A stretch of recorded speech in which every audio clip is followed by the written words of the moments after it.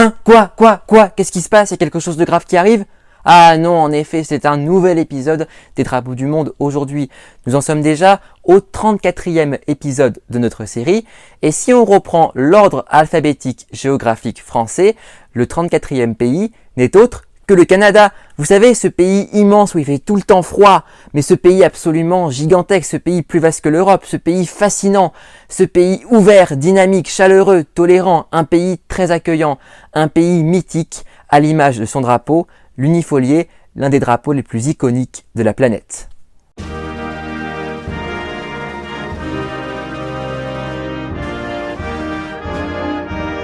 Avec sa superficie de presque 10 millions de kilomètres carrés, le Canada est le deuxième plus grand pays au monde après la Russie. Grâce à l'immensité de son territoire, le Canada possède des ressources naturelles quasi infinies, que ce soit de l'eau, du bois, des ressources minières comme de l'or, du cuivre, du plomb, du zinc, de l'uranium, du minerai de fer, du charbon et des hydrocarbures avec notamment le gaz naturel et le pétrole issu des sables bitumineux de l'Alberta. Situé dans la partie septentrionale de l'Amérique du Nord, le Canada possède des paysages extrêmement variés et abrite de nombreuses zones climatiques, bien que les hivers y soient toujours longs et rigoureux. C'est ce climat qui explique la faible importance de la population canadienne, à peine 37 millions d'habitants. Le Canada est ainsi l'un des pays les moins densément peuplés au monde, avec seulement 4 habitants au kilomètre carré. Mais aussi peu nombreuse soit-elle, la population canadienne se distingue par sa très grande diversité ethnique et culturelle. Il y a tout d'abord les populations d'origine amérindienne, appelées aussi Premières Nations, réparties en plus de 600 communautés. Le terme Canada vient d'ailleurs du mot iroquois Kanata, qui signifie village ou peuplement. On trouve aussi des populations inuites dans le Grand Nord canadien, et bien sûr, en tant que terre d'immigration, le Canada accueille des populations originaires du monde entier. Europe, Asie, Afrique, Moyen-Orient, Caraïbes, Amérique latine. Bordé par l'océan Atlantique à l'est, l'océan Pacifique à l'ouest et l'océan Arctique au nord, le territoire canadien a pour seul voisin terrestre les États-Unis, aussi bien au sud avec la partie principale du territoire américain qu'au nord-ouest avec l'Alaska. Longue de 8891 km, la frontière canado-américaine est la plus longue frontière terrestre du monde. Mais le Canada a aussi deux voisins maritimes auxquels on ne s'attend pas forcément. Le Danemark au nord-est avec le Groenland et la France avec Saint-Pierre-et-Miquelon, archipel situé au large de l'île de Terre-Neuve. Le Canada est un État fédéral constitué de 10 provinces et de 3 territoires. Les deux langues officielles sont l'anglais et le français. La capitale fédérale, Ottawa, bien que située dans la province anglophone de l'Ontario, se trouve juste en face de la province du Québec, francophone. Membre du Commonwealth, le Canada a pour chef d'État la reine Élisabeth II, bien qu'elle soit représentée par un gouverneur général. C'est le Premier ministre, actuellement Justin Trudeau, qui détient la réalité du pouvoir. La cohabitation entre anglophones et francophones est un élément fondamental de l'histoire du Canada, dont l'influence se fait ressentir jusqu'à aujourd'hui, y compris dans la conception du drapeau canadien. En 1534, le navigateur français Jacques Cartier explore le golfe du Saint-Laurent. Il faut cependant attendre le XVIIe siècle pour voir véritablement la colonisation française se développer, principalement en Acadie et dans la plaine du fleuve Saint-Laurent. C'est l'ère de la Nouvelle-France, avec la fondation des villes de Québec en 1608 et de Montréal en 1642. Mais au XVIIIe siècle, avec la guerre de succession d'Espagne, puis la guerre de 7 ans, la Nouvelle-France tombe sous la domination des Britanniques, qui contrôlaient déjà la baie d'Hudson, ainsi que 13 colonies sur la côte atlantique de l'Amérique du Nord. Suite à la guerre d'indépendance de ces colonies qui formeront les États-Unis, les colons restés fidèles à la couronne britannique se réfugient dans les territoires qui constitueront plus tard le Canada. Ces territoires susciteront la convoitise des Américains lors de la guerre anglo-américaine de 1812-1815.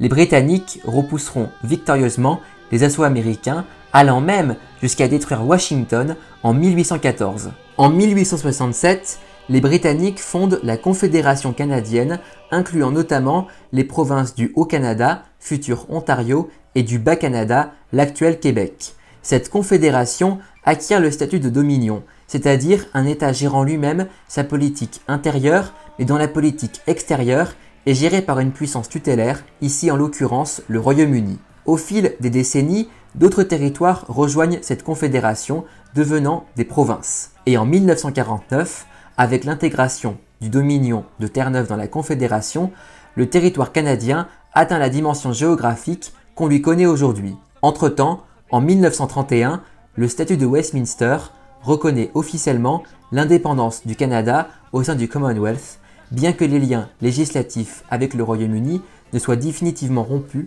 qu'en 1982. Si la majorité de la population canadienne parle l'anglais, le français domine largement dans la province du Québec. La cohabitation souvent conflictuelle entre anglophones protestants et francophones catholiques, les liens historiques avec le Royaume-Uni et la France, les relations avec les Inuits et les Premières Nations amérindiennes, l'immensité du territoire et l'importance de la nature ont profondément influencé la jeune nation canadienne, y compris dans la conception de son drapeau.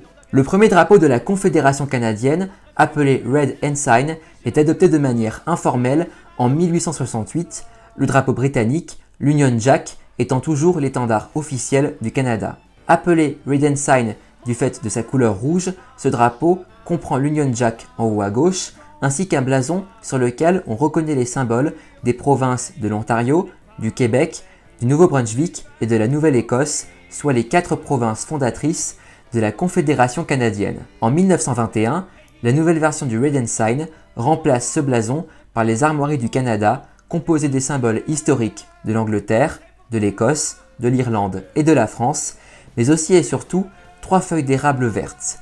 La feuille d'érable est en effet l'emblème du Canada depuis le XVIIIe siècle.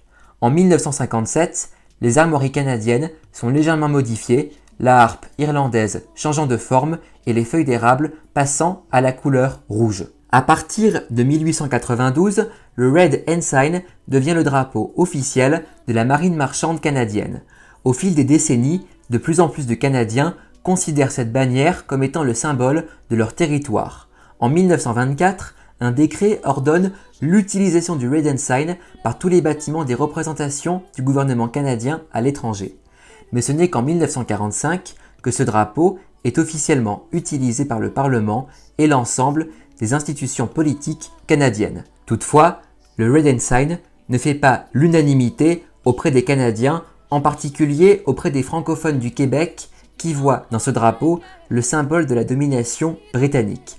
Plus généralement, la participation active et courageuse des soldats canadiens aux 2 guerres mondiales a fait naître un véritable sentiment national distinct de celui du Royaume-Uni. Dès 1946, suite à un concours qui vit près de 2700 propositions de nouveaux drapeaux, un comité propose cette bannière comme nouvel étendard national. Il ressemble fortement au Red Ensign, à la différence que les armoiries sont remplacées par une feuille d'érable dorée entourée par une fine bande blanche. Mais face à l'opposition du Premier ministre Mackenzie King et du Parlement québécois, le projet est abandonné.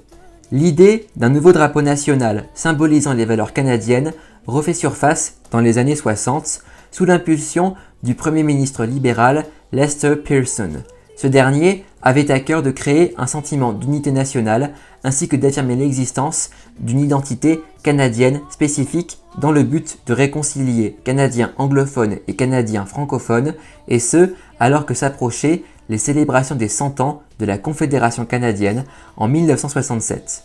Par ailleurs, Pearson, qui négocia la fin de la crise du canal de Suez en 1956, fut marqué par le fait que les autorités égyptiennes ont refusé l'entrée des casques bleus canadiens car ces derniers arboraient l'Union Jack britannique sur leur drapeau qui était encore le Red Ensign.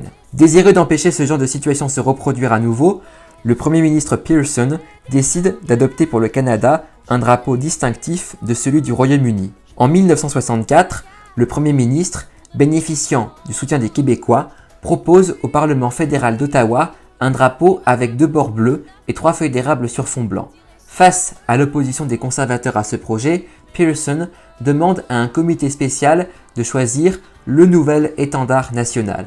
Il désigne finalement le dessin de l'historien George Stanley qui s'est inspiré du drapeau du Collège militaire royal du Canada basé à Kingston en Ontario comme nouvelle bannière du pays. Ce dessin approuvé unanimement par le comité et rapidement adopté à la majorité par la Chambre des communes, puis par le Sénat canadien. Le 28 janvier 1965, Élisabeth II, en tant que reine du Canada, proclame ce drapeau, surnommé l'unifolié, étendard officiel du Canada. Le 15 février de la même année, lors d'une cérémonie organisée en présence de tous les plus hauts officiels du pays et au son des hymnes Oh Canada puis God Save the Queen, le nouveau drapeau est tissé au sommet de la colline du Parlement à Ottawa, à la place qu'occupait auparavant le Red Ensign.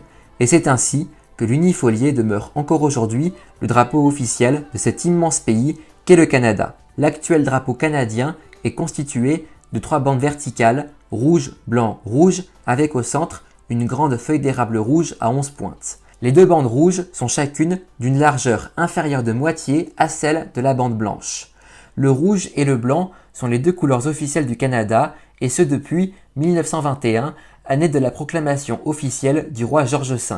Ce dernier affirma que le rouge était celui de la croix de Saint-Georges, le saint patron de l'Angleterre, le blanc provenant de l'étendard royal français utilisé depuis le roi Charles VII. Les aspects historiques et géographiques prennent également toute leur place dans les symboles de l'étendard canadien. Les 2 bandes rouges rendent hommage aux soldats canadiens morts pendant les 2 guerres mondiales, mais elles représenteraient aussi les océans Atlantique et Pacifique, car à l'origine, ces 2 bandes étaient prévues d'être de couleur bleue. Quant à la bande blanche, elle symbolise tout simplement la neige qui recouvre le territoire canadien durant la majeure partie de l'année. De son côté, la feuille d'érable, dessinée par Jacques Saint-Cyr, a été conçue dans le but d'être facilement reconnaissable en cas de vent fort. Si les 11 pointes de la feuille d'érable ne représentent aucun symbole en particulier, la feuille elle-même, en revanche, est pleine de symboles. Emblème du Canada depuis le XVIIIe siècle, la feuille d'érable est aussi un symbole de la nature et de l'environnement de ce pays, plus vaste que l'Europe. Il y a plusieurs siècles, les Amérindiens ont découvert les vertus de la sève d'érable qu'ils recueillaient chaque printemps. Au fil des années, et malgré l'opposition des anglophones proches des conservateurs, l'unifolié ou Maple Leaf Flag, le drapeau à la feuille d'érable en anglais, a été progressivement adopté par la plupart des Canadiens grâce notamment à plusieurs programmes gouvernementaux visant à promouvoir la nouvelle bannière, comme le programme des drapeaux aux parlementaires lancé en 1972. Ce programme prévoit que les drapeaux distribués aux membres de la Chambre des communes doivent être donnés par ces derniers aux électeurs de leur circonscription électorale. Depuis 1996, chaque 15 février est le jour du drapeau national du Canada, journée au cours de laquelle est célébrée l'adoption de l'unifolié comme emblème national le 15 février 1965. Bien qu'il n'existe aucune loi officielle concernant l'utilisation du drapeau canadien, le ministère du Patrimoine canadien a publié un guide sur la façon de positionner l'unifolié. Si ce dernier peut être déployé sur les bâtiments gouvernementaux, les aéroports, les bases militaires, les ambassades et les consulats à l'étranger, ainsi que par les citoyens canadiens eux-mêmes, il doit toujours flotter sur son propre mât et ne doit pas être inférieur aux autres drapeaux, à l'exception de l'étendard royal de la reine, de celui du gouverneur général du Canada, des drapeaux des membres de la famille royale canadienne et des drapeaux des lieutenants-gouverneurs.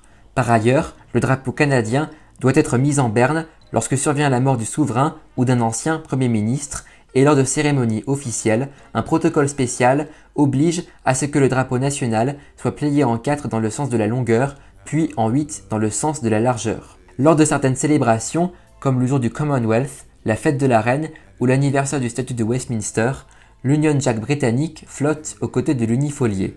Dans certains mémoriaux rendant hommage aux soldats canadiens morts durant les 2 guerres mondiales, le Red Ensign, ancien drapeau officiel du Canada, est encore utilisé en tant que drapeau officiel. Enfin, l'unifolié, bien que créé à l'origine dans le but de montrer l'existence d'une identité nationale canadienne, n'empêcha pas la montée en puissance d'un sentiment autonomiste voire indépendantiste dans la province francophone du Québec. En 1995, peu de temps avant un référendum où le non à l'indépendance du Québec l'emporta d'extrême justesse, des partisans du maintien de la belle province, comme on la surnomme dans la Confédération, dessinèrent une bannière appelée le drapeau de la dualité canadienne. Reprenant l'unifolié, ils rajoutèrent 2 bandes bleues entre les bandes rouges et blanches. Ici, le rouge et le bleu représentent respectivement les anglophones et les francophones du Canada, et la couleur bleue est directement tirée de celle du drapeau du Québec. La largeur des bandes rouges et bleues correspondent approximativement à la proportion d'anglophones et de francophones au sein de la population canadienne. Bien que ce drapeau ne fut jamais officiellement adopté par le Canada, il démontra la nécessité d'une union plus forte entre Canadiens. Peu de drapeaux sont aussi célèbres et emblématiques que l'unifolié. Ce drapeau est à l'image du Canada, un pays hors norme, un pays gigantesque, disposant d'immenses ressources naturelles, à la population certes peu nombreuse, mais extrêmement diversifiée. Un pays riche, prospère, ouvert et tolérant, un symbole d'espoir dans ce monde tourmenté.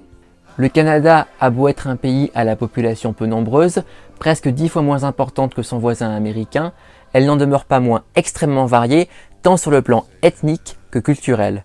Or, justement, jusqu'à très récemment, la rivalité, relative certes, entre anglophones et francophones a fortement façonné les relations politiques et sociales au Canada.